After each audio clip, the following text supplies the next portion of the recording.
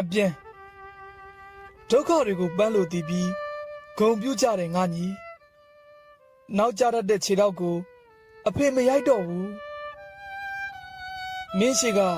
မမမမရက်ပေးတဲ့အမေလဲအခုမင်းမျက်ရည်တွေကိုနားလေတက်ခဲ့ပြီပေါ့အိမ်နဲ့ဝေးရပြေးသွားသူအိမ်ပြေးသားဟာကို့အိမ်ကိုပြန်ရောက်ဖို့ကို့အသက်နဲ့ရင်းခဲ့ရကြောင်းပြအိုးလေးထဲမှာအမေကိုတိတ်တရိရပြီးအဖေကိုခွင့်လွတ်ပါလို့ပြောခဲ့ကြောင်းငါ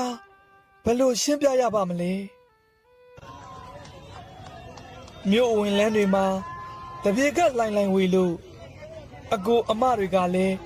အငိုအလှတွေပြိုင်ဆိုင်နေလို့ပြည်တော်ဝင်ကန်းအတက်မှာငါညီလေး